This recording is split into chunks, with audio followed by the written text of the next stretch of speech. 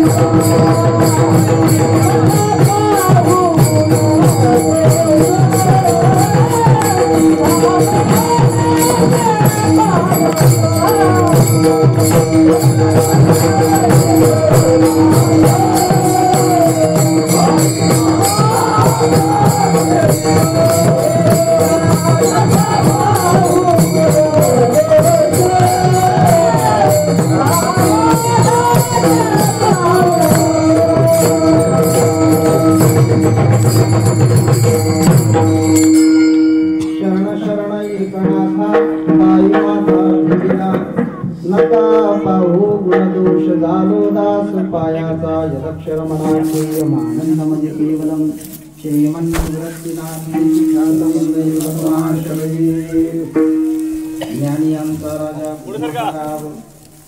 ज्ञानी आमचा राजा गुरु महाराज म्हणते ज्ञानदेव तुम्हाईसे मद पामरावे काही पूरपण पायीची वाहन पायगरी या समोर या सरका जरा समोर पाठीमागे रस्ता येईल मग जाकडे करून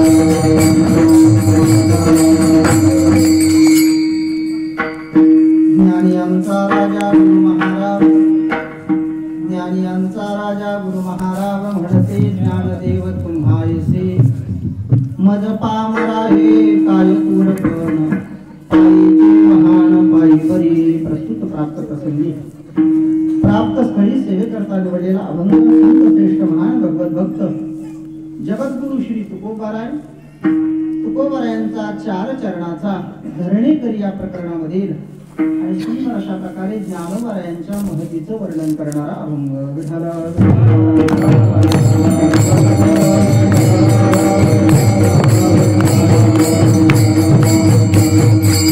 या अभंगामध्ये ज्ञानोबारा आहे.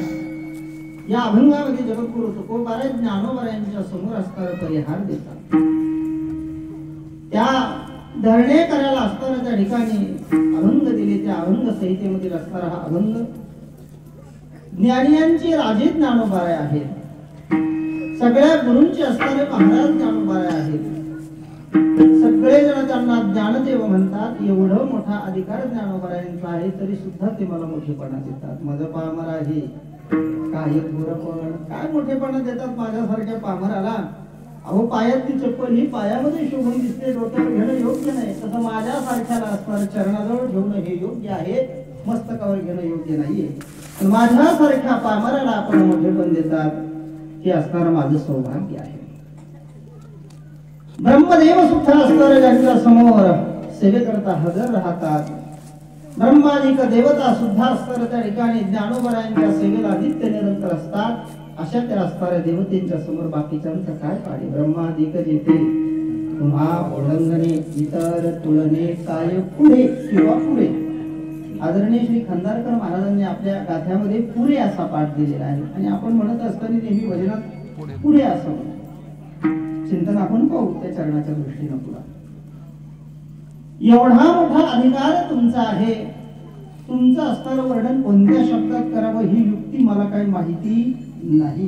का म्हणे युक्तीची ते खोली म्हणून काय करतो काही नाही. ज्यावेळेस वर्णन करता येत नाही त्यावेळेस एकच पर्याय आहे तो म्हणजे नमस्कार करणं. म्हणून मी तुम्हाला नमस्कार करतो आणि नमस्कार करून तुम्हाला म्हणतो माझं पामरा हे काय घोरपण पायीची वाहन पायीवरी अभंगाचा सरळ भावा.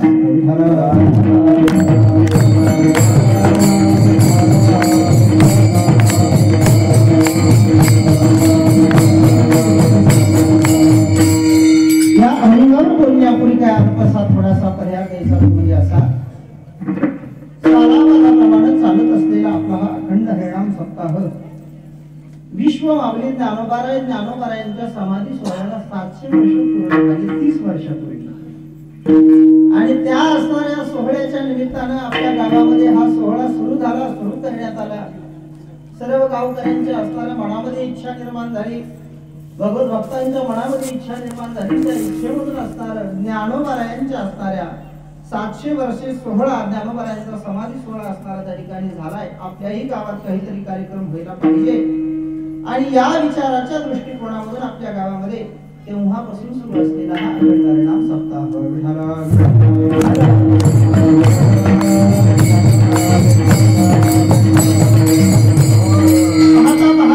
करता असताना आपल्या सप्ताहाला 28 वर्ष झाले. आल्याच्या नंतर असणारा आदरणीय श्री परमेश्वरी महाराज यांचा आमचा संबंध भक्त भावार्थ रामायण आपला हा सोहळा तसं पाहिलं तर 30 वर्ष असता, मध्यंतरी 2 वर्ष झाला नाही. त्यांनी सांगितलं 2 वर्ष काही झाला नाही, आणि त्या मधल्या 2 वर्षामध्ये रामायण सुरू करण्यात आलं. भक्त भावार्थ रामायण असं त्या फेसबुक पेजवर त्याचं नाव ठेवलं. त्या रामायणाच्या माध्यमातून महाराष्ट्र आणि महाराष्ट्राच्या बाहेरही असणारा रामायणाचा प्रसार झाला. अनेक राम भक्त त्या असताना एकत्र आले, आणि एकत्र आल्याच्या नंतर त्या कोरोनाच्या काळामध्ये सुंदर अशा प्रकारे रामायणाचं चिंतन 2 वर्ष करण्यात आलं. 2 वर्ष मध्यंतरी ते चिंतन केलं, आणि पुन्हा असणारा मग सप्ताह सुरू झाल्यावर सप्ताहही सुरू झाला. आणि केलेलं एखादं सत्कर्म जे असेल, एखादं चांगलं कर्म असेल, आणि त्या कर्माच्या माध्यमातून अनेक जणांना जर लाभ प्राप्त होत असेल, तर ते सत्कर्म बंद करणं योग्य नाही. म्हणून अजूनही असणारं रामायणाचं चिंतन फेसबुकच्या माध्यमातून चालू आहे.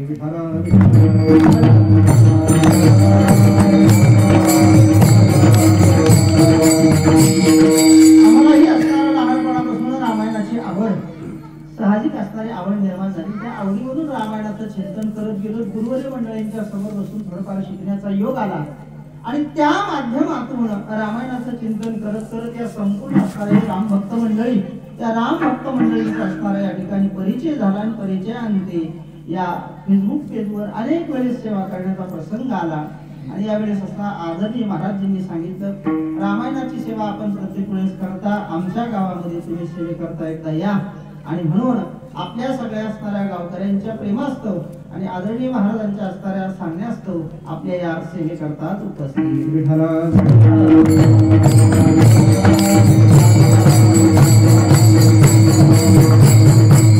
सप्ताहाला असणारा 28 वर्ष झालेले. सप्ताह करणं म्हणजे काय? सप्ताह करत असतो. सप्ताह करत असताना आपल्याला वाटतं झाला आला सप्ताह, पण करणं सोपं आहे का?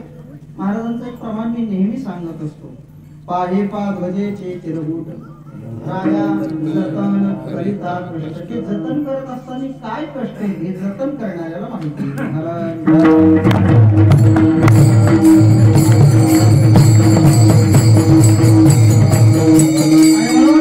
नागेश महाराजांच्या असणाऱ्या दरबारामध्ये अनेक असणाऱ्या 2 संन्यासी गादी या ठिकाणी आहेत. त्या महात्म्यांच्या दरबारामध्ये, हनुमंतरायांच्या दरबारामध्ये, परमात्मा पंढरीनाथाच्या दरबारामध्ये दरवर्षी असणारा आपण हा आनंद सोहळा पार पडतो, साजरा करतो.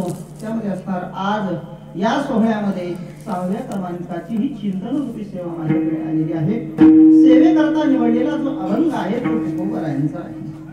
कोणता अभंग घ्यावा म्हटलं, संत परिश्रम का बोला, आपल्यासारख्यांनी उपदेश करणं योग्य आहे का? उपदेश करण्याचा अधिकार आम्हाला नाही, पण संतांचं वर्णन करणं हे आमच्या हातामध्ये आहे, भगवंताचं वर्णन करणं हे आमच्या हातामध्ये आहे. कोणत्या तरी संतांच्या वर्णनाचं चिंतन करावं असा विचार होता, पण पत्रिकेवर ज्ञानोबरायांच्या निमित्तानं कार्यक्रम सुरू झाला. म्हटलं मग कोणत्या तरी संतांचं किंवा केवळ संतपर असं चिंतन करण्यापेक्षा ज्ञानोबरायांचं चिंतन आपण करावं, आणि या दृष्टीनं ज्ञानोबरायांचं वर्णन करणारा अभंग सेवेकरता घेतला.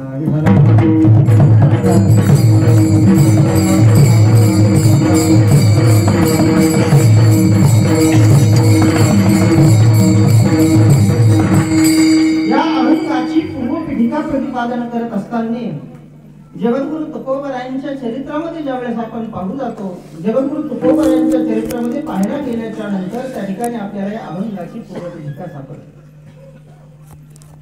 जगद्गुरु तुकोबरायांच्या मुखामधून अनेक अभंग निघाले. किती अभंग निघाले आपल्याला उपलब्ध किती ते सांगा?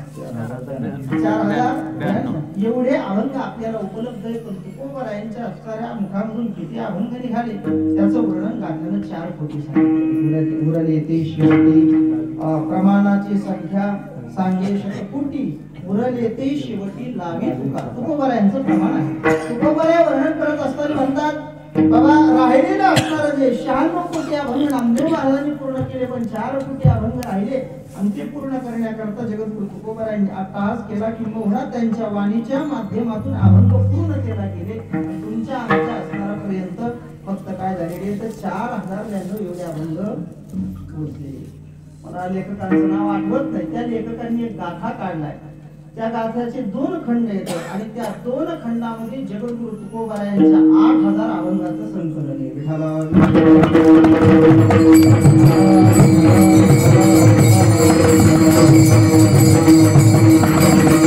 8000 जगद्गुरु तुकोबरायांच्या. माझ्याकडे तो गाथा आहे सध्या 8000 अभंग जगद्गुरु तुकोबारायांचे त्याच्यामध्ये आहेत. परमपूज्य आदरणीय वैकुंठवासी वक्ते बाबा असं म्हणायचे, अभंग जगद्गुरु तुकोबारायांचा हा क्षेपक आहे असं म्हणायचं नाही. का म्हणायचं नाही? त्याला कारण असे 4 कुठे अभंग गेली कुठं, मग हा क्षेपक तो क्षेपक. म्हणून आदरणीय महाराज म्हणायचे जगद्गुरु तुकोबारायांचे क्षेपक म्हटल्या जातात ना, तर हे क्षेपक म्हटल्या जाणारे ही अनेक अभंग हे जगद्गुरु तुकोबारायांचे आहेत. पण असे अनेक अभंग तुकोबारायांचे, आणि प्रत्येक अभंग हा कोणत्या कारणानं कोणत्या तरी निमित्तानं जगद्गुरु तुकोबारायांच्या मुखामधून बाहेर पडलेली ही अमृतवाणी आहे. तुकोबाराय जरी असणार बोलून गेले, सहज बोले वाणी. तुकोबाराय असणारा सहज बोलून गेले, पण त्यांच्या असणाऱ्या मुखामधून वेदांताशिवाय भक्तीशिवाय उपासनेशिवाय काही निघलं का? काही निघलं नाही. म्हणून मी विनोदाने नेहमी सांगत असतो, तुम्ही आम्ही असणार संत सहज बोलले, सहज बोलणे हित उपदेश करुणी सायास शिकविते. संत सहज बोलले तरी त्यांच्या असणाऱ्या बोलण्यामधून जगाचा उद्धार होतो, आणि तुम्ही आम्ही सहज बोललो तरी भांडण होते.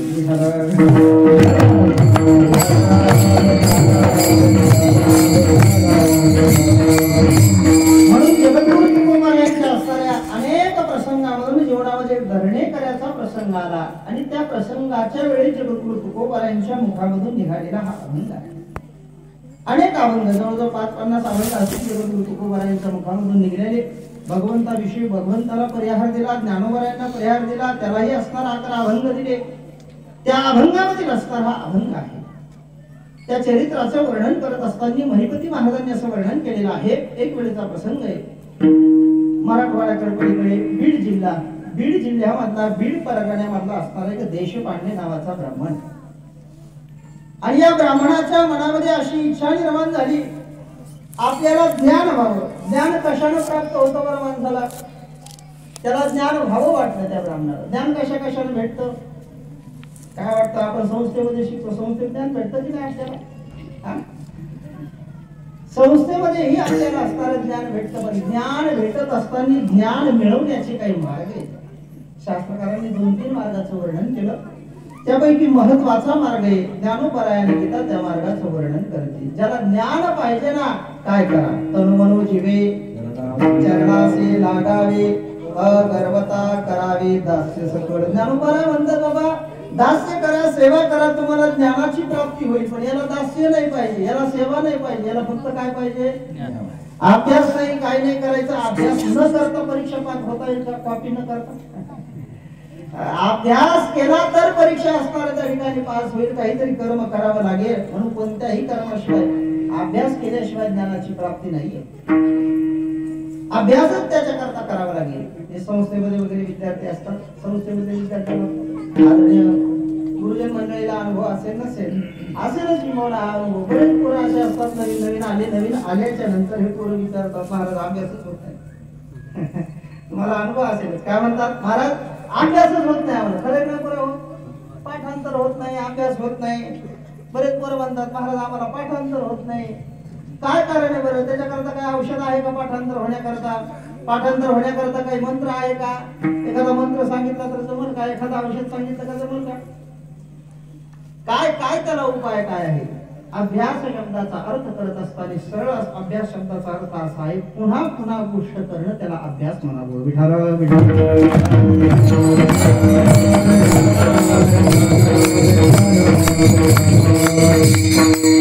एकदा असणारा श्लोक म्हटला पाठ नाही झाला 10दा म्हणा, 10दा नाही झाला 100 वेळेस म्हणा, 100 वेळेस म्हणूनही नाही झाला 1000 वेळेस म्हणा. यालाच अभ्यास म्हणायचं. एकदा करायचं मला येईना असं जर आपण म्हणायला लागलो तर ते शक्य होणार नाही. त्याच्याकरता अभ्यास म्हणजे पुन्हा पुन्हा करणं. याला अभ्यास केला नाही, मनामध्ये इच्छा निर्माण झाली, वेदाचं ज्ञान मला व्हावं, शास्त्र मला कळावे, पुराण मला कळावे, संस्कृत मला कळावं. काय करावं? पंढरपूरला भगवान परमात्मा पंढरीनाथाच्या समोर आणि देवाच्या समोर येऊन असणारं धरण देवा मला ज्ञान पाहिजे, मला ज्ञान सांगा. ज्ञानाच्या प्राप्ती करता धरणं धरून बसले. आता तुमच्या इकडे काय शब्द आहे? धरणं हा शब्द आहे ना तुमच्या इकडे? दार धरून बसणं, धरणं. आमच्या इकडे आहे ना माता माऊल्या नवरात्रामध्ये माता भगवतीच्या मंदिरामध्ये धरणं धरून बसत असतात. तिकडे प्रकार पद्धत आहे का नाही माहित नाही मला. आहे ना? नवरात्रामध्ये अमुक नवस बोललेला असतो. मग त्या देवीच्या दरबारामध्ये माता माऊल्या 9 दिवस तिथं राहतात. त्याला धरणं असं म्हणतात. त्या ठिकाणी धरण धरून बसला आणि बोलायला लागला, तेव्हा मला ज्ञान पाहिजे. ते म्हणजे अभ्यास नाही, काय नाही, साधना नाही, बिना साधनेचं याला ज्ञान कसं होणार, बिना सेवेचं ज्ञान कसं होणार. म्हणून विचार केला, विचार करून सांगितलं, बाबा तुला ज्ञान पाहिजे ना, जे ज्ञानाची मूर्ती आहे त्यांच्याकडे जा, तुला ज्ञानाची प्राप्ती होईल.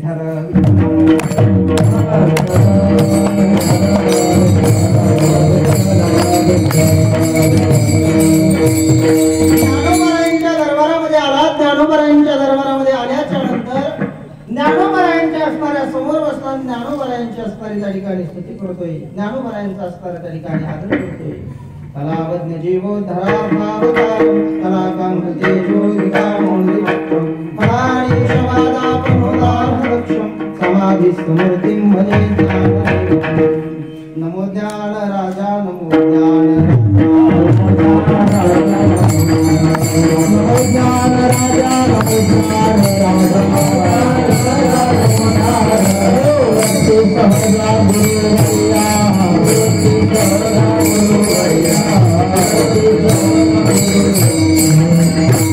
ज्ञानोबरायांच्या जवळ असणारं धरण धरून बसला, पण अनुष्ठान करायला लागला, पण तो तामसिक अनुष्ठान करायला. अनुष्ठानाचे काही प्रकार आहेत, सात्विक, राजस आणि तामस, 3 प्रकारानं भगवंताची भक्ती केली जाते. गीतेनं त्याचं वर्णन केलेले श्रद्धा त्रैविभाग योगोनाम गीतेचा असणारा अध्याय. भगवंताची भक्ती करत असताना कोण कसा करतो, सात्विक कसा, राजस कसा, तामस कसा, भगवंतानी तिचं असणारं वर्णन केलेले. यजन्ते सात्विका देवान यक्ष रक्षांश राजसाः, हे सगळं वर्णन गीतेनं केलेलं आहे. अनुष्ठान करायला लागलेला आहे. अनुष्ठान करायला लागल्याच्या नंतर शरीराला त्रास देतोय, अन्न सोडलं, पाणी सोडलं, काही असणारं घेणार नाही, फक्त अनुष्ठान करणार, ज्ञानोबरायांच्या नामाचा जप करणार. पण हे अनुष्ठान असणार असं करणं योग्य नाही. आमच्या मातांमध्ये अनुष्ठान करतात, नवरात्रात वगैरे उपवास धरल्या जातात. कधी कधी गावामध्ये भागवत कथा असली, उपवास धरल्या जातो. बरं, भागवता करता, नवरात्र करता उपवास धरावं मान्य आहे, पण उपवासाचे काही प्रकार आपल्या धर्मग्रंथांनी सांगितलेले आहेत. काही उपवास आयाची नावाचा उपवास आहे, न मागता जे येईल ते खाणं.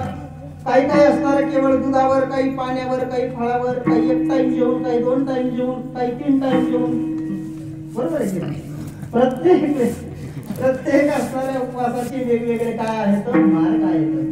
पण उपवास करत असताना श्रीमद भागवत शास्त्रानं असं वर्णन केलेलं आहे, असा उपवास माणसाने करावा की जेणेकरून आपल्या शरीराला त्रास झाला नाही पाहिजे. कारण या शरीराला त्रास देणं म्हणजे कोणाला त्रास देणं. भगवान म्हणतात दर्शयंत शरीरस्थं भूतग्रामं अचेतसः. भगवान गीतेमध्ये वर्णन करतात, आपण जास्त उपवास करावे का, जास्त उपवास भागवतानं असं वर्णन केलेलं आहे, तुम्ही उपवास कमी करा. का कमी करा, त्याचं कारण असं आहे, तुम्ही भागवत ऐकायला बसल्याच्या नंतर उपवास करायला लागले किंवा नवरात्रामध्ये उपवास करायला लागले, उपवास करत असताना असा प्रसंग येतो की शरीर हा असणारा जे आहे हा अन्नमय प्राण. कसा प्राण आहे तुमचा आमचा?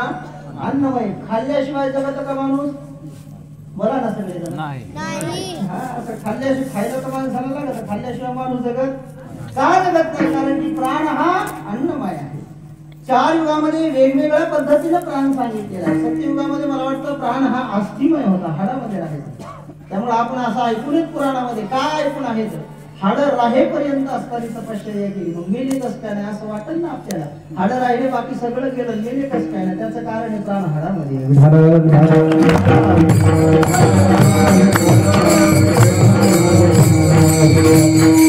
भागवतानं वर्णन केलेले नोपवास भरम म्हणले कथा विघ्नकारकः.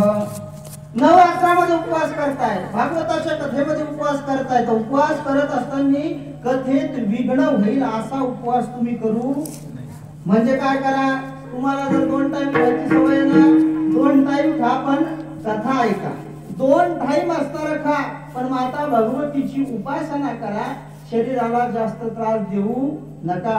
भगवान गीतेमध्ये वर्णन करत असताना म्हणतात, शरीराला त्रास देणं ते असताना त्रास लोकायला नाही, तो त्रास मला आहे.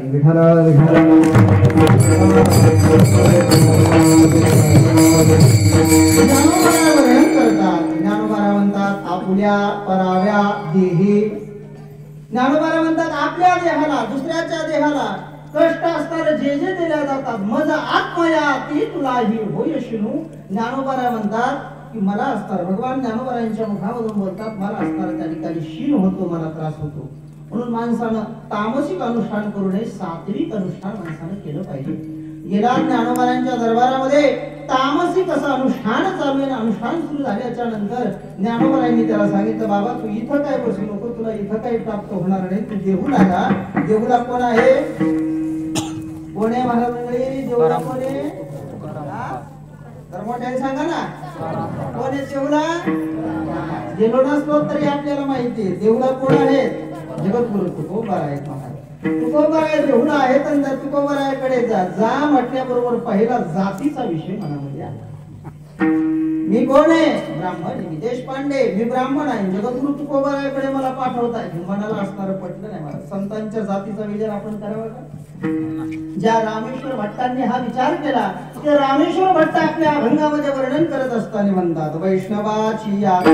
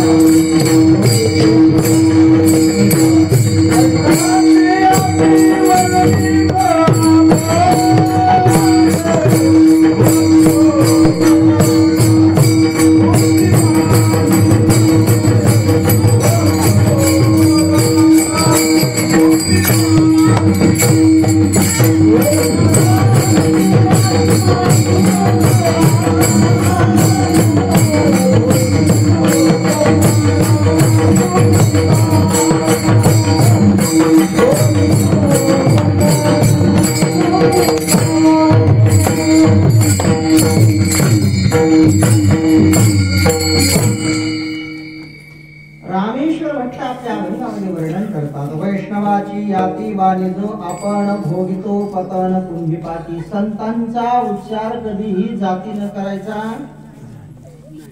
यातायाते धर्म नाहे विष्णुदासा निर्णय तो ऐसा विदुषा. भागवतानं वर्णन करत असताना असं सांगितले, विप्राग्रे शर्वणितात अरविंद नाम पादारविंद विमुखात स्वतचम वरिष्ठम. भगवंताची भक्ती करणारा असणारा जो आहे तो श्रेष्ठ आहे. भगवंताच्या भक्तीशिवाय असणारा मग तो ब्राह्मण जरी असला तरी तो श्रेष्ठ नाही.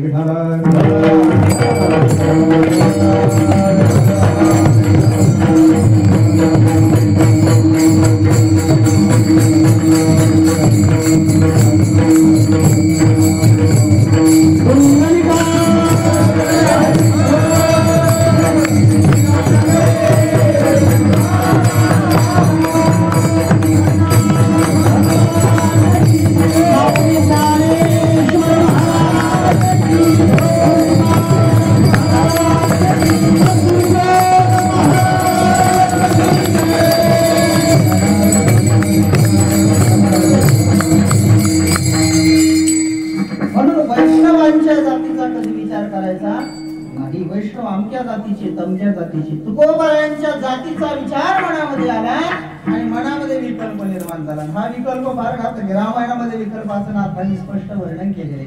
अविद्येचा अतिलाडका कार्य नाशासे भेटका विघ्न करावया रामाभिषेका विकल्प देखा धाडीला. सुंदर असं वर्णन नाथांनी केलेलं आहे. नाथ राम म्हणतात हा लाडका आहे, पण कोणाचा आहे? विकल्प म्हणजे काय? विकल्प शब्दाचा सरळ सरळ अर्थ आहे. वि म्हणजे वेगवेगळ्या, कल्प म्हणजे कल्पना. मनात वेगवेगळ्या कल्पना आहे म्हणजे विकल्प.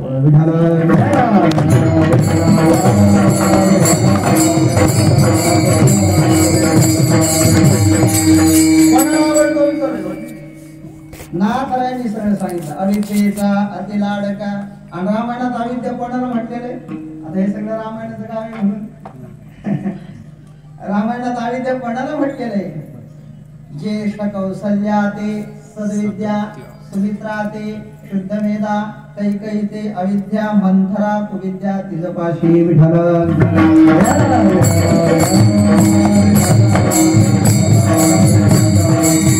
कौसल्या मातेला नाथरायांनी सद्विद्या म्हटलेली, सुमित्रा मातेला नाथरायांनी असणारा शुद्ध मेधा म्हटलेला आहे आणि कैकईला अविद्या म्हटलेले. अशा या कैकईचा अतिलाडका अविद्येचा अतिलाडका असा असणारा हा विकल्प विकल्पनाम संशय, विकल्पनाम वेगवेगळे विचार मनामध्ये येणारे, परमार्थामध्ये विकल्पाला जागा नाही आणि ज्याच्या मनामध्ये विकल्प आला किंवा ज्याच्या मनामध्ये संशय आला, आपण गीतेचे श्लोक नेहमी म्हणतो संशयात्मा विनश्यति म्हणून संशयावरी थोर आणि पापणाई घोर हा विनाशाची बाजूर प्राणी अशी ज्ञानोबरायांचे शब्द आपल्याला माहिती आहेत. आपण असताना नेहमी होय म्हणतो, आपल्याला हे सगळं माहिती आहे. ज्ञानोबरा वर्णन करत असताना आपल्याला उदाहरण देतात, तो बी सांगतात की बाबा ज्ञानोबरा म्हणतात ज्याला असणार त्या ठिकाणी ज्वर बांधला, ताप आली, ताप आला, हे का आलं का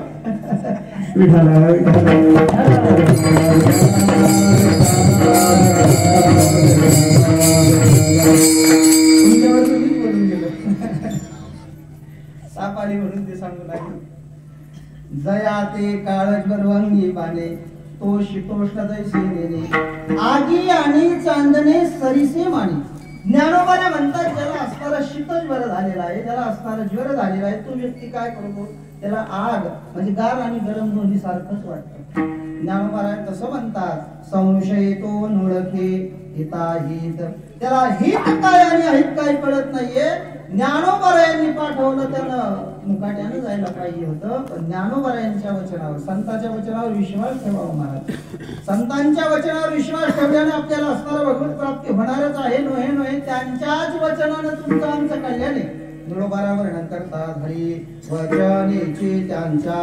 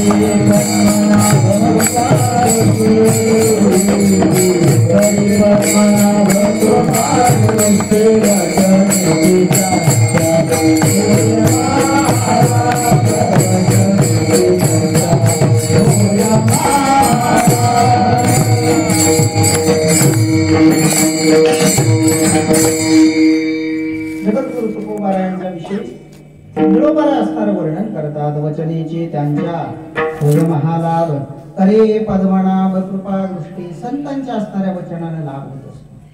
ज्ञानोबरायांकडचा असताना तो धरणे करी. ज्ञानोबरायांनी तुकोबरायांकडे पाठवला, मनामध्ये विकल्प वाटला कसं करावं काय करावं, ज्यांच्याकडे जायचं, हे काय मला ज्ञान देणार आहे, तर मला संस्कृतचं ज्ञान पाहिजे. जगद्गुरु तुकोबरायाकडे अविश्वासाने गेला आणि अविश्वासी माणसाला कितीही असणारं सांगितलं तर काही उपयोग आहे का. विश्वास जर धरला, नाथ राया नाथ भागवतामध्ये वर्णन करतात, मातीचा द्रोण केला तो कवळिका भावे फळला, म्हणून विश्वास हे विन नाडला जगू ठाकला विकल्पी. नाथ राया नाथ भागवताच्या पहिल्या पहिल्या असणाऱ्या अध्यायामध्ये बोलत असताना म्हणतात, विश्वासानं असणारं सर्व प्राप्त होतं. तुम्हाला आम्हाला असणारं त्या ठिकाणी आता रामायणातल्या ओव्या आठवायला लागल्यात. असं होतं बघा, हनुमंत अत्यंत विश्वासी. ज्या क्षेत्रात गेलं त्या वायुमंडलामध्ये असणार महाराज ते सगळं ज्ञान असतं, ते आपोआप येत असतं, आठवावं लागत नसतं.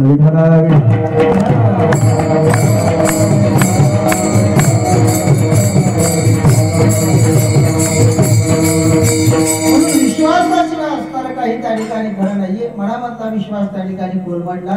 जगद्गुरु तुकोबरायांकडे गेला. ज्ञानोबरायांनी मला पाठवलेला आहे. ज्ञानोबराय असणाऱ्या त्या ठिकाणी म्हणते, देहुला तुम्ही जा, देहुला तुमचं काम होईल. मला ज्ञान पाहिजे, मला संस्कृत कळालं पाहिजे, मला शास्त्र कळालं पाहिजे. कोणतेही सायास न करता मला ज्ञान प्राप्त झालं पाहिजे. जगद्गुरु तुकोबरायांना असणार म्हटल्यावर तुकोबरायांनी 11 अभंग लिहिले. किती अभंग लिहिले पुढे हो? 11 म्हणजे किती? एकावर एक का एका शेजारी एक एका शेजारी एक असतो. चुकीचं सांगितलं तुम्हाला, एकावर एक म्हटल्यावर कसं होईल? 11 अभंग असणार महाराज जगद्गुरु तुकोबारायांनी सुंदर अशा प्रकारे केले आणि ते 11 अभंग त्याला दिले. त्या 11 अभंगाचा पाठ कर, तुला ज्ञानाची प्राप्ती होईल. कसं महाराज, ज्ञान सुद्धा नशिबातच असायला लागत. आता जेवढे संस्थेत टाकले तेवढे महाराज होतील का? जेवढे संस्थेत टाकले तेवढे महाराज होतात का? कुणाला मृदंग येईल, कुणाला गायन येईल, कुणाला असणारं कीर्तन येईल, कुणी असणारं शुद्ध आचरण कसं करावं हे शिकून जाईल, कुणाला काहीच जमणार नाही. ज्ञान का प्राप्त होत नाही? हितोपदेश नावाचा एक ग्रंथ आहे. त्या ग्रंथानं असं वर्णन केलेले, आयु वित्तंच कर्मंच विद्यानि धनमेवच. 5 गोष्टी अशा सांगितलेल्या आहेत. आयुनाम आयुष्य, तुमचं आमचं आयुष्य हे आईच्या गर्भामध्ये ठरल्या जातं. ज्ञानोबा वर्णन करतात, मंगळाच्या परिवरी सवेची पडे अमंगळाचे पारी, मृत्यू उदराच्या परिवरी गर्भ दिवसी. ज्ञानोबा म्हणतात आईच्या असणाऱ्या पोटामध्ये पोराचं मरण लिहिलेलं असतं. प्रत्येकाला वाटतं लवकर गेले, लवकर नाही गेले, ते पोटातच ठरलं होतं. फक्त ते ठरलेलं तुम्हाला आम्हाला माहिती नाही. आईच्या पोटामध्ये प्रत्येकाचं मरण ठरलेलं आहे. आयु वित्तंच, पुन्हा असणार पैसा, याच्याजवळ किती पैसा येणार, काय येणार, शास्त्रकार म्हणतात आईच्या पोटामध्ये ठरलेलं आहे.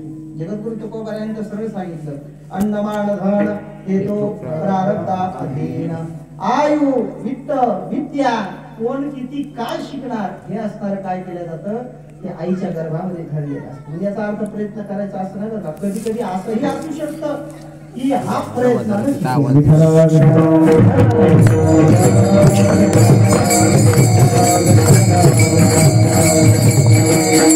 देवी भागवतात आदी ग्रंथामध्ये प्रारब्ध श्रेष्ठाचे असणार प्रयत्न श्रेष्ठ याचं सुंदर चिंतन आलेलं आहे. पण माझा तो विषय नाहीये, मी तो विषय मांडणार. सांगायचं एवढं, काही गोष्टी आईच्या गर्भामधून माणसाला प्राप्त होतात. नशिबात ज्ञान असेल तर ते ज्ञान माणसाला कुठेही प्राप्त होतात. घरी बसल्या बसल्या काही काहींना ज्ञानाची प्राप्ती झाली, काही काहीला 10-10 वर्ष संस्थेत राहूनही ज्ञानाची प्राप्ती झाली नाही. त्याला कारण काय आहे? कारण की त्यांच्या नशिबामध्ये ज्ञान नाही, त्यांच्या नशिबामध्ये विद्या नाही.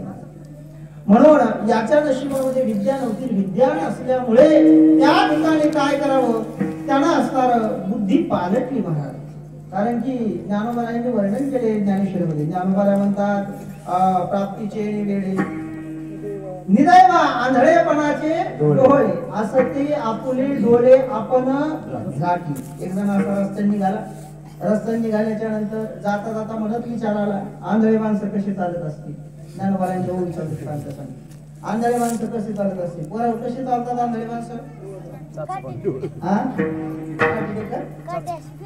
काठी फिरवत चालतात का? बर. अजून कोणत्या प्रकारे चालतात?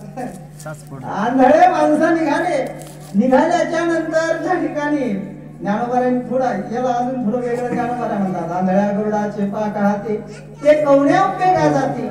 आंधळा माणूस काय चालायला लागल्याच्या नंतर महाराज काय व्यवस्थित चालणार का? पण आंधळा माणूस निघाल्यावर त्याला काय दुःख आहे, काय कष्ट आहे हे मनामध्ये आपल्याला त्याला वाटलं, काय दुःख असलं आंधळ्या माणसाचं, त्याचा जर आपण अनुभव करून पाहावा. आणि त्याचं दैव तिथं उदयाला आलं होतं. त्याच्या दैवानं त्याला रस्त्यामध्ये धनाचं त्या ठिकाणी गाठोडं सापडणार. पण मनात आलं आंधळे कसे चालतात, आंधळे कसे चालतात. त्याच्यानंतर डोळे झाकल्यावर चालायला, डोळे झाकून चालतो, आंधळे चालतात म्हणून पुढे निघाला. निघाल्याच्या नंतर आढळला चिंता म्हणून पाहिलं होती. पुढे एक दुसरी ओळी. ज्ञानोबा म्हणतात निघाल्याच्या नंतर असणारा चिंतामणी त्याला लागला. चिंतामणी लागल्याच्या नंतर ठेस लागली, लागले दगडे वाटतं. चिंतामणी घेतला आणि फेकून दिला. आणि तिथून पुढे असणारा निघून गेल्याच्या नंतर डोळे उघडल्याच्या नंतर म्हणतो, आंधळे माणसाला असणार फार कष्ट आहे, फार दुःख आहे. मी एवढंच चाललो तर मला ठेस लागली, मला दुःख प्राप्त झालं. आंधळ्या माणसाला आयुष्यभर असं चालायचं, तेच कसं होत असतं? खरं सांगा, याला असणारी ही वासना जी निर्माण झाली, ही वासना कशामुळे निर्माण झाली? प्राप्तीची निवेळी किंवा वेगळ्या पद्धतीने ज्ञानोबा म्हणतात, दैवाच्या परिवारी डोळ्या रुतल्या हाते सहस्त्र बरे का ते बैसोरी उपवास करी सगळं आहे, पण त्याला असणाऱ्या त्याची प्राप्ती नाहीये महाराज. म्हणून त्याच्या करता हे नशिबात असायला पाहिजे. निघाल्याच्या नंतर जगद्गुरु तुकोबारायांचे असणारे ते अभंग त्या ठिकाणी घेतल्याच्या नंतर पाहिले मराठी वाचून संस्कृत येतं का संस्कृत पाठ करून संस्कृत येतं कोणा हो काही इंग्रजीचे पाठ केल्यावर संस्कृत इंग्रजी शब्द पाठ केल्यावर संस्कृत कळायचं यायचं म्हटल्यावर तुम्हाला संस्कृतचे शब्द पाठ करावे लागतील ना संस्कृतचे धातू पाठ करावे लागतील संस्कृतचे शब्द पाठ करावे लागतील जी भाषा कळायची त्या भाषेचं व्याकरण तुम्हाला जाणून घ्यावं लागेल हा म्हणायला लागला मला शिकायचंय संस्कृत ज्ञान करून घ्यायचंय संस्कृतचं आणि मला जगद्गुरु तुकोबारायांनी दिले अभंग कोणते बोला जरा सर कसे दिले बरोबर बोलताय थोडं बोलत चला म्हणजे तुम्ही झोपले नाही याची साक्ष मला पटत काय दिले मराठी अभंग दिले मराठी वाचून कुठं संस्कृतची प्राप्ती होणार आहे का ते अभंग घेतले प्रसाद होता दिलेला श्रीफळ होतं दिलेलं त्याच ठिकाणी टाकलं आणि त्या ठिकाणी टाकून असणार तो ब्राह्मण आणि मग ज्ञानोबारायांनी अभंग केले ज्ञानोबारा अभंग करत असताना म्हणतात बोलिले लेपुरे वेडे वापुडे उत्तरे या प्रकरणामधला अभंग आहे बरं का आपण असं बोलतो ना बोलिली लेपुरे वेडे वापुडे उत्तरे करा क्षमा अपराध महाराज तुम्ही सिद्ध नागे उच्चारिला का विचारिला विचारिला बरेच जण बोलता बोलता बोलून जातात नाही उच्चारिला नाही नाही विचारिला अधिकार आपुला करा क्षमा अपराध महाराज तुम्ही सिद्ध तुका म्हणे ज्ञानेश्वरा राखा पायापैकी करा ज्ञानोबारायांच्या आस्काराच्या ठिकाणी विषय अभंग केले अभंग केल्याच्या नंतर त्यामध्ये ज्ञानोबारायांचं वर्णन करणारा आजचा सेवेला निवडलेला अभंग जगद्गुरु तुकोबारायांनी गायला आणि त्या अभंगाच्या माध्यमातून जगद्गुरु तुकोबाराय ज्ञानोबारायांना काय म्हणतात प्रथम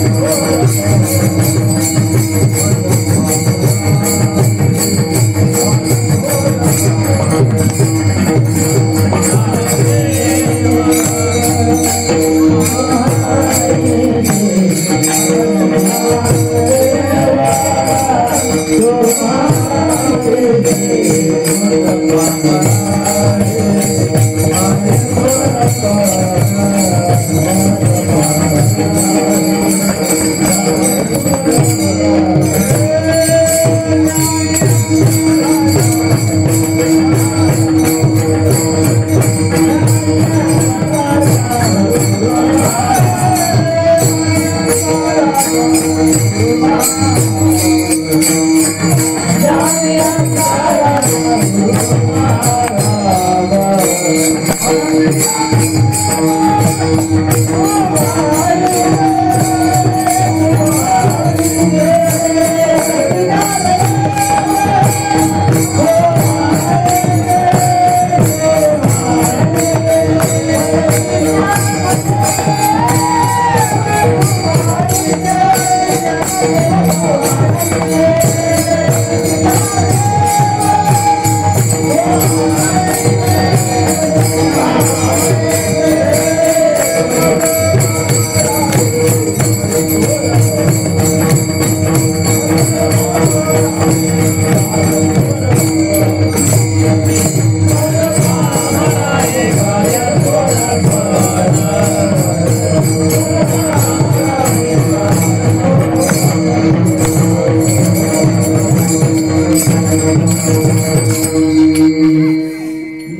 ज्ञानियांचा राजा कोणहारा मयते ज्ञानदेव तुम्हाईसे.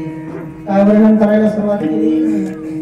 काय वर्णन केलं ज्ञानोबरायांचं? ज्ञानियांचा राजा. ज्ञानोबरायांना आपण म्हणत नाही का कैवल्य साम्राज्य चक्रवर्ती, ज्ञानियांचे राजे, साधकांचे अलंकार प्रणिवासी श्री विश्वमाऊली ज्ञानोबराय. ज्ञानोबरायांना आपण म्हणतो की नाही कैवल्य साम्राज्य चक्रवर्ती, चक्रवर्ती राजा म्हणतो ज्ञानोबरायांना. की आपण दिलेली पदवी का नाही? ऐकेगा ज्ञान चक्रवर्ती तू तर ज्ञानाचीच मूर्ती. समाधी प्रसंगामध्ये देवानं दिलेली ही पदवी आहे चक्रवर्ती महाराज. आणि ज्ञानोबराय हे कैवल्य स्वरूप आहे, ही पदवी असणारा महाराज आमच्या नाथांनी दिलेली आहे. कैवल्याचा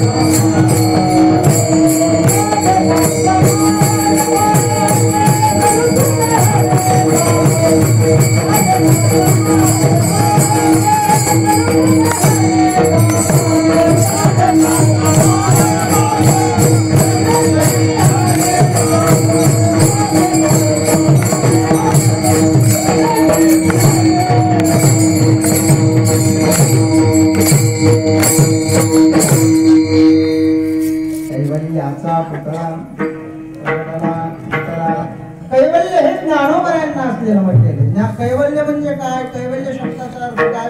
कैवल्य शब्दाचा अर्थ होतो मोक्ष. कैवल्य शब्दाचा अर्थ काय होतो? मोक्ष. मोक्षाला कैवल्य म्हटलेलं आहे. ज्ञानोबरायांना कैवल्य का म्हणायचं? कारण की ज्ञानोबरायांच्या जवळ असणारा महाराज सुंदर अशा प्रकारे त्या ठिकाणी मोक्ष आहे आणि ज्ञानोबराच्या मोक्षाचं दान त्या ठिकाणी कैवल्याचे चक्रवर्ती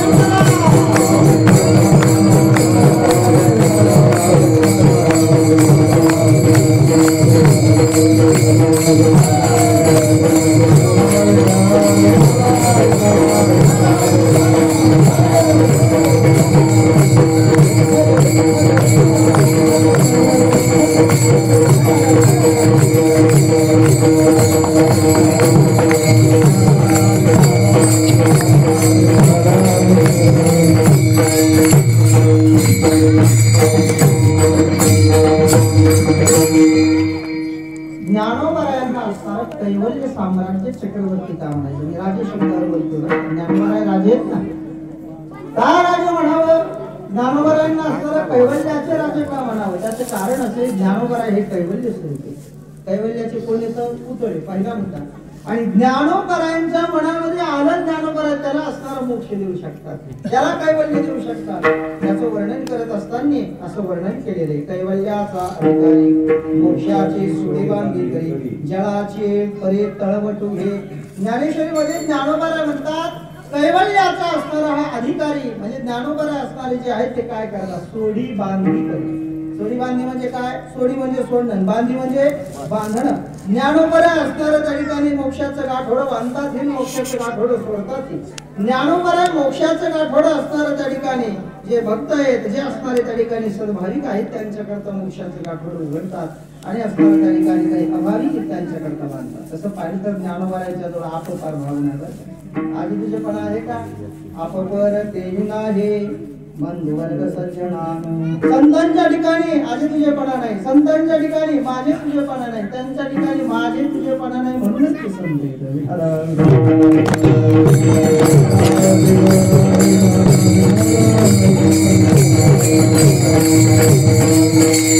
असणारं मोक्षाचं दान ज्ञानोबराच्या ठिकाणी देतात. संत सज्जनी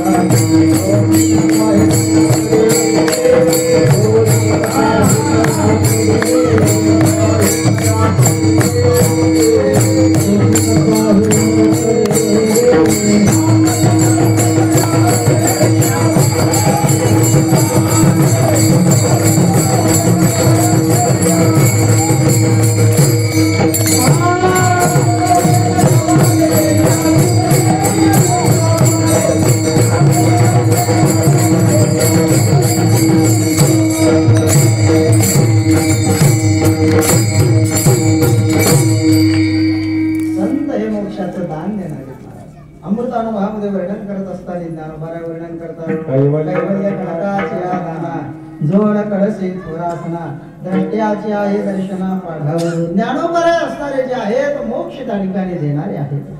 म्हणून मोक्ष देणारे कैवल्य देणारे ज्ञानोबा आहेत. आणि देणं कोणाला काय द्यायचं आणि किती द्यायचं हे सामान्य जीवाला जमतं का? पर सामान्य जीव ज्या वेळेस देतो, तुम्ही आम्ही देतो, तुम्ही आम्ही दिलेलं पुरतं का? हा सांगा बरं. माता माऊल्या कधी कधी असताना शेजाऱ्याच्या घरून इकडून तिकडून काही लागलं घेऊन येतात. दुसऱ्याचं आणलेलं पुरतं का? आमच्या माता माऊल्यांच्या मुखामधला एक शब्द आहे. कोणता शब्द आहे? घरचं सरत नाही, बाहेरचं आणलेलं सरत नाही. बरे सगळ्या माता माऊल्यांच्या मुखामधले शब्द आहे. घरचं थोडं असलं तरी असणार भरपूर वेळ जातं, पण घरचं असणारं त्या ठिकाणी महाराज चांगलं आहे.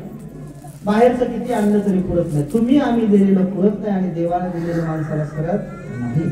म्हणून देणारे संत आहेत, देणारे असणारे देव. संत उदार उदार भरले आनंद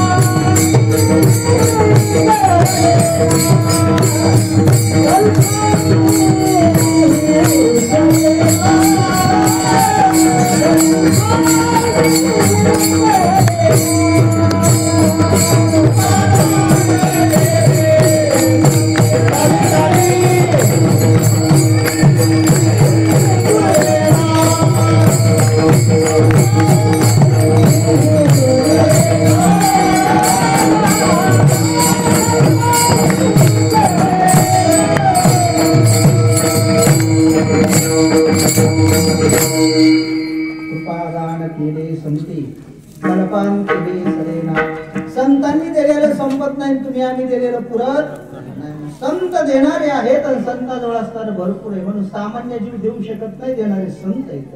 देणारा भगवंत आहे. देवही देत असताना विचार करतो, पण संत असणारे महाराज कृपाळवा गुरुच्या ठाई ज्ञानोबा म्हणतात.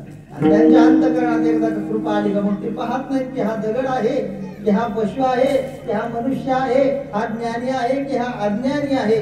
मग महाराज जे होते ज्ञानोबावरण करतात, ते होते जे होती वास पाहि, ते होते सुखाची सृष्टी होय. तो म्हणे ते धरा हे महागुरु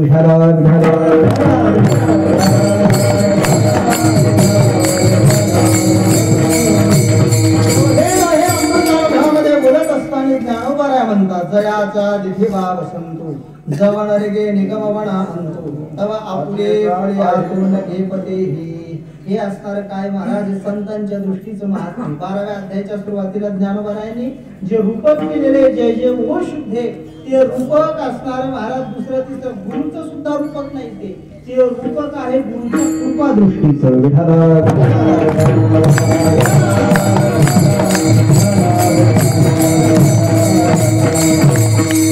ज्ञानोबा हे काय आहेत ज्ञानी यांचे. ज्ञानाला राजा म्हटले. हो ऐका पहा, गीता आहे. गीतेमध्ये वर्णन करत असताना 4 जण माझं भजन करतात आणि 4 जण माझं भजन करत नाही. भगवान सांगतात चतुर्विधा भजन्ते मां जना सुकृतिनो अर्जुन आरतो जिज्ञासु अर्थार्थे ज्ञानी च भरतर्षभ. हे 4 जण काय करतात, माझं भजन करतात आणि 4 जण करत नाहीत. कोणते? नमां दुष्कृतिनो मूढा प्रपद्यन्ते नराधमाः मायया अपहृत ज्ञाना असुरं भावमाश्रिताः. भगवान वर्णन करतात हे 4 जण माझं भजन करत नाही. मग 4 जे करतात भजन, त्या 4 जणांपैकी असणारे कोण आहे? पहिला आरतू काय? आरतू तो आरतीचे निगाजे. आरतू तो आरतीचे निगाजे. तो आरतो बोलीजे. दुसरा जिज्ञासू जाणीजे. तिजेनी इच्छीजे अर्थसिद्धी. ज्ञानोबा म्हणतात. आणि मग आरतू तो आरतीचे निगाजे. अर्थ असणार जो आहे त्याच्या मनात आरती. आरती म्हणजे काय? अर्थ म्हणजे काय? इच्छा. काहीतरी इच्छा घेऊन तुम्ही आम्ही सगळेजण कसे येत? अर्थ येत. अर्थ सगळ्याच्या मनात काहीतरी इच्छा आहेत का नाही? पंढरपूरला जातो, ह्या देवाला जातो, त्या देवाला जातो, इच्छेनं जातो का बिना इच्छेचं जातो? काहीतरी इच्छा मनात घेऊन जातो की नाही आपण? आपण निरीच्छा नाही येत. आपल्या अंतःकरणामध्ये इच्छा आहेत. आपल्या अंतःकरणामध्ये असणाऱ्या इच्छा आहेत. काहीतरी अर्थ आहे, काहीतरी मागणं आहे. म्हणून अर्थ भक्त हा असणारा त्या ठिकाणी अर्थ तो आरतीची निगाजी. जिज्ञासू तो जाणावया लागे. जाणण्याकरता असणारा त्या ठिकाणी महाराज जिज्ञासू इच्छा करतो. अर्थार्थी धनाकरता असणारी इच्छा करतो. अर्थ शब्दाचा अर्थ धन. आणि त्याला अर्थ का म्हणावं? व्याकरणानं त्याची व्याख्या केलेली आहे. पुरुषही अर्थते. पुरुषाच्या द्वारे जो असणारा इच्छेला जातो त्याला पुरुषार्थ म्हणावं. म्हणून सगळे लोक ज्याची इच्छा करतात त्याला काय म्हणायचं? अर्थ म्हणायचं. पैशाला अर्थ म्हणतात की नाही? पैशाला अर्थ म्हणतो की नाही आपण? पैशाला अर्थ म्हणतो. त्याचा अर्थ काय? पैशाला अर्थ म्हणण्याचा अर्थ हा आहे की सगळे लोक त्याची इच्छा करतात म्हणून त्याला अर्थ म्हणायचं.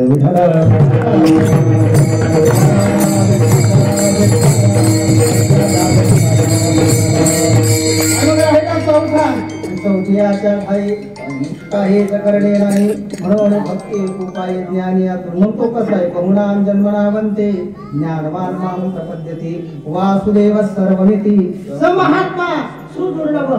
आणि या श्लोकावर ज्ञानोबा बोलतात हे समस्त हे श्री वासुदेव ऐसा प्रतिरसाचा उतला म्हणून भक्ता माझी राहो. आणि ज्ञानिया तोची तो ज्ञानियांचा राजा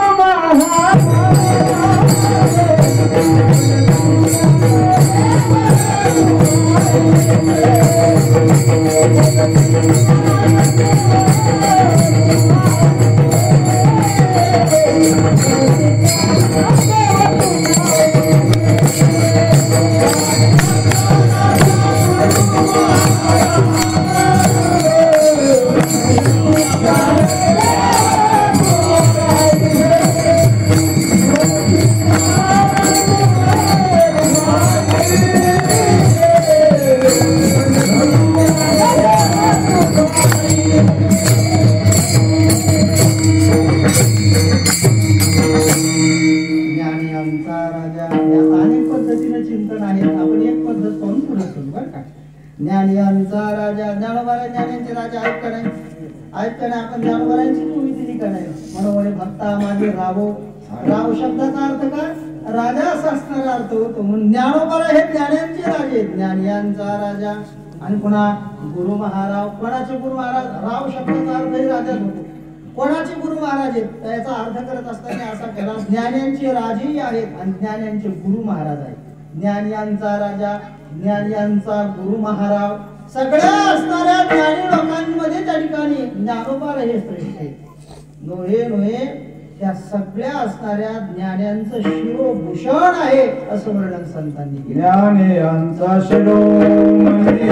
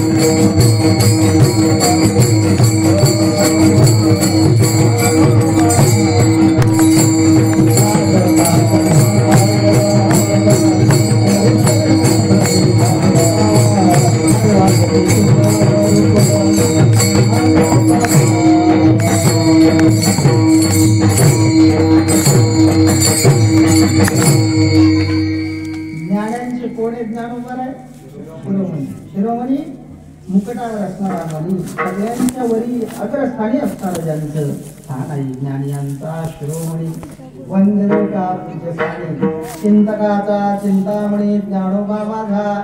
आणि असे असणारे हे ज्ञानोबा ज्ञानांचे राजे आहेत ना, तसं हे सगळ्यांचे गुरु.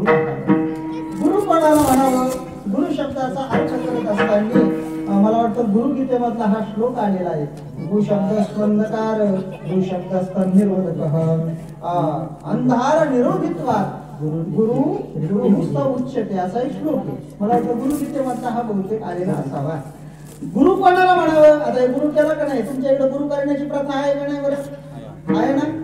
आता वारकरी संप्रदायाची पद्धत वेगळी आहे, पण वेगवेगळ्या असणाऱ्या पद्धती गुरु करण्याच्या आहेत.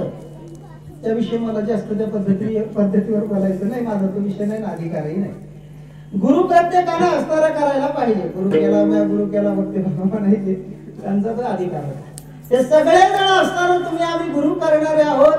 तुम्हाला आम्हाला असणाऱ्या व्यासपीठावरून सगळ्यांना सांगितलं जातं माणसाला असणार गुरु असावा. गुरु केल्याशिवाय माणसाने मारावं का? करू नये हे बोलल्या जातं महाराज. गुरु बिना पोवणवता बेबाट, गुरु शिवाय सांगणार कोणी नाही. गुरु असणारा करायला पाहिजे. पण गुरु गुरु म्हणजे नेमकं काय? जे गुरु करते गुरु काय, जे सारखे गुरु करत राहते त्याला गुरु म्हणावं का? नाही म्हणा.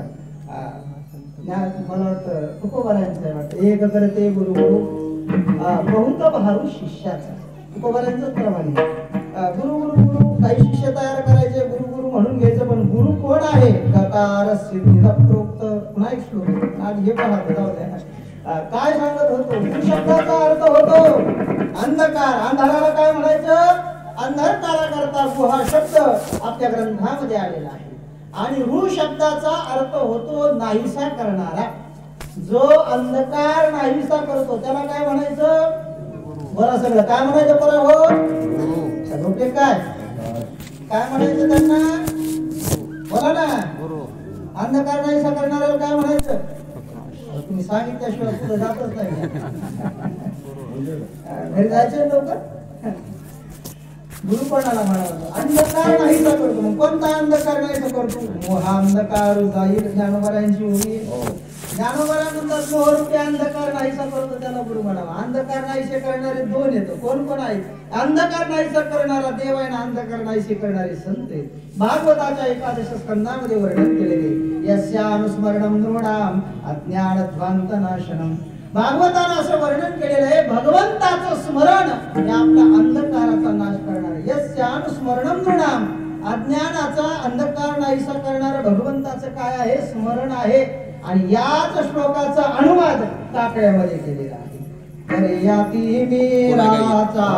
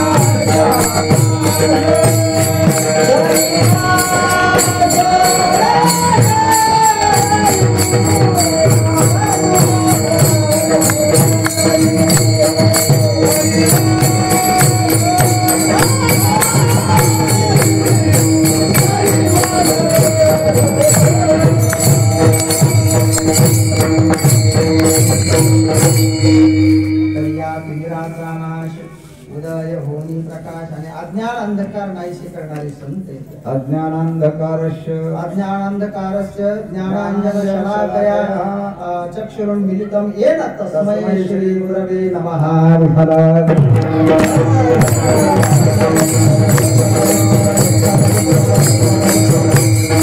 या श्लोकाचं वर्णन असे अज्ञानरूपी असणारा जो अंधकार आहे ज्ञानांजन शलाकया ते ज्ञानरूपी अंजन घातल्या जातं. पण ते कशाने घातल्या जातं? शलाकया. ते अंजन घालण्याकरता सोन्याची का चांदीची पहिली काडी असायची, आता काय माहित नाही आपल्याला, आणि त्याच्या माध्यमातून ते अंजन घातल्या जातं. तसं हे संत जे गुरु जे ते अंजन घालतात. ज्ञानोबा यांनी त्या कृष्णांजनाचं वर्णन काकड्यात केलेले. ते एकदा जर घातलं तर त्या ठिकाणी महाराज सगळे दुःख नाहीसे करणारे ते अंजन आहे. या श्लोकाचा अनुवाद म्हणजे ज्ञानोबा यांचे प्रमाणे कृष्णांजन एक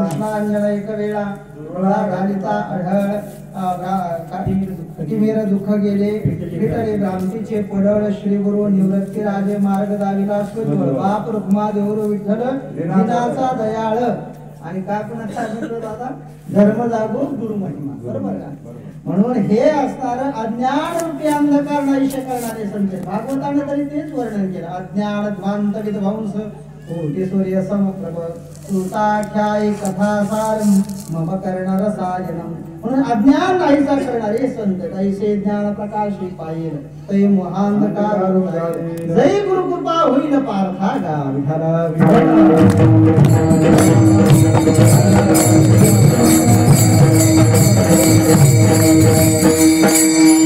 यांना गुरु म्हणावं जे अज्ञान घालवतात अज्ञान ठेवतात त्यांना गुरु म्हणून परंतुचे आदरणीय स्वामी श्री रामस्मृदासजी यांनी असं वर्णन केलेलं आहे एखाद्या असणाऱ्या गुरुनं शिष्य केले त्यांचा जर उद्धार केला नाही आदरणीय श्री स्वामीजी असं म्हणतात त्या गुरुला कुत्र्याच्या योनीला जावं लागतं आणि आजकाल भरपूर कुत्रे दिसायला लागलेले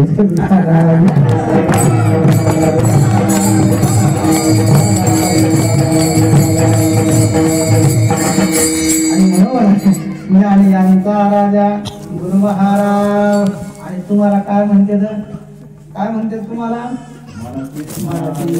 ज्ञानदेव तुम्हारे ज्ञानदेव पदाचे व्याकरणाने 4 अर्थ केलेले काय 4 अर्थ केलेले व्याकरणाने ज्ञानदेव ज्ञानदेव ज्ञानदेव तुम्हाला म्हणतात असा एक अर्थ होतो दुसरा अर्थ असा होतो म्हणते ज्ञानदेव तुम्हा ऐसे तुम्हा ज्ञानदेव म्हणती तुमच्यासारखेच तुम्हाला ज्ञानदेव म्हणतात बाकीच्यांना ते कळत नाही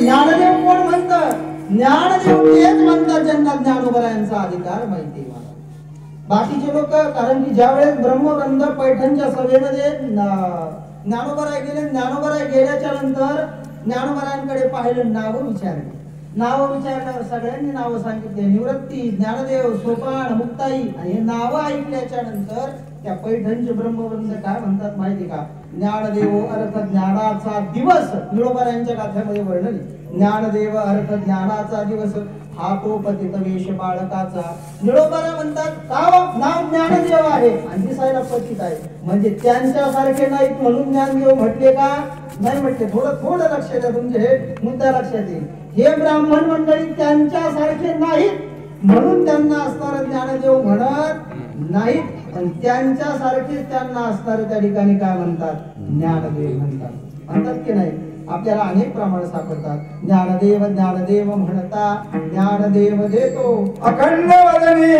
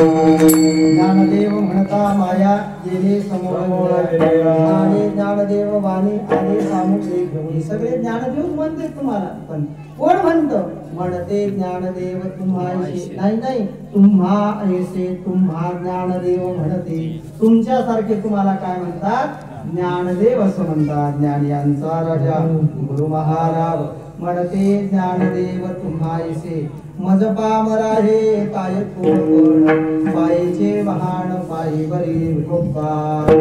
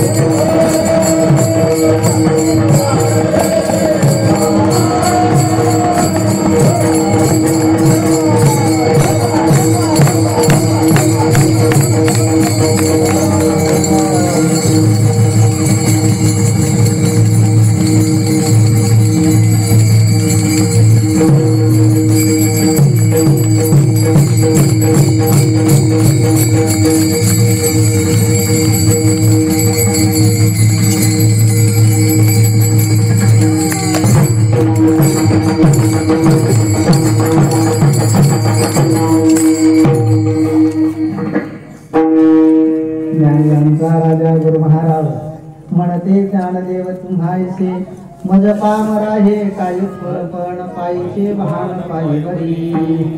एकामध्ये एक अवकाश या अभंगाच्या प्रथम चरणाचा विचार करायचा प्रयत्न केलेला आहे. संकल्पित नियोजित आपली जी वेळ आहे, महाराजांनी सांगितलं मला आल्याच्या नंतर 7 ते 9 पहिलं आमच्या इकडे कीर्तन म्हणजे 9च होतं, पण आदरणीय श्री हरिभक्त परायण गुरुतुल्य असं व्यक्तिमत्व अनिलजी महाराज आदरणीय महाराजांनी सांगितल्याच्या नंतर बोलल्याच्या नंतर लगेच काय झालेलं आहे, ही योजना हे असणार त्या ठिकाणी कार्य अंमलात आलं आणि 9 ते 11चं कीर्तन 7 ते 9 वेळेमध्ये ठेवलं. आणि त्यामुळं सर्वांना पुन्हा गावगण जवळजवळ सगळ्यांना असणार प्रसाद आहे. आता कीर्तनाच्या नंतर असा हा सोहळा या ठिकाणी सुरू आहे आणि या सोहळ्यामध्ये सुंदर अशा प्रकारे ही सेवा माझ्याकडे आली. या सेवा करत असताना जगद्गुरु तुकोबारायांच्या या अभंगाच्या प्रथम चरणाचा विचार करायचा प्रयत्न आपण केलेला आहे. अजूनही असणार विस्तृत चिंतन त्या ठिकाणी केलेलं आहे, पण वेळेचा अभाव आहे म्हणून झालेली ही चिंतन रूपी जी सेवा आहे. परंतु जे आदरणीय प्रातस्मरणीय आमचे गुरुवर्य श्री नामदेवजी बाबा ढवळीच्या आठाणकर परमहंस परिव्राजकाचार्य यतींद्र कुलतिलक स्वामी श्री भारतानंद गिरी होय संस्थान आणि स्वानंद सुखनिवासी सद्गुरू श्री जोग महाराज वारकरी शिक्षण संस्था हे संपूर्ण गुरुवारी मंडळी या गुरुवारी मंडळींच्या चरणी असणार ही सेवा समर्पित. तसेच सेवेकरता उपस्थित असलेली हे संपूर्ण वयोवृद्ध ज्ञानवृद्ध तपोवृद्ध असणारे जे परमार्थ क्षेत्रामध्ये असणारी ही मंडळी आहे. या पुन्हा सासुरे असणाऱ्या गावी असणारी ज्ञानांजन वारकरी शिक्षण संस्था, बरोबर ना, ज्ञानार्जन गुरुकुल, या गुरुकुलामध्ये हे संपूर्ण बालगोपाल मंडळी आणि ही संपूर्ण गुरुवर्य मंडळी त्यांना शिकवणारी वयोवृद्ध तपोवृद्ध आपण सर्वजण आहात. तर प्रथमच आपला योग आलेला आहे, मला काही परिचय कोणाचा नाहीये म्हणून सर्वांच्या चरणी नतमस्तक होतो. पुन्हा श्रोते मंडळी ही संपूर्ण आता हे माता माऊली असतील, बालगोपाळ असतील, लहान लेकरच असतील, ते बोलतच असतील. ते बोलले नाही तर त्याला लहान कसं म्हणायचं, ते कालवा करणारच झाले, ते बोलणारच झाले. म्हणून त्याच्याकडे लक्ष न देता आपण श्रवणाकडे लक्ष दिलं पाहिजे. म्हणून हे बालगोपाळ मंडळी आहेत, पुन्हा असणारे संपूर्ण वयोवृद्ध तरुण मित्र मंडळ आहे, बालगोपाळ हे सगळ्यांच्या चरणी ही सेवा या गावची मंडळी आहेत, परगावची मंडळी आवर्जून चिंतन रूपी सेवा करता आलेली आहेत. या सर्वांच्या चरणी महेश स्वरूपशांच्या चरणी ही सेवा समर्पित करतो. नागनाथांच्या चरणी नागेशांच्या चरणी सेवा समर्पित करतो. परमात्मा पंढरीनाथ विश्व माऊली ज्ञानोबाराय जगद्गुरु तुकोबाराय शांती ब्रह्मश्री नाथराया या सर्व संतांच्या चरणी सेवा समर्पित करतो आणि याच ठिकाणी असणाऱ्या या सेवेला मी पूर्णविराम देतो.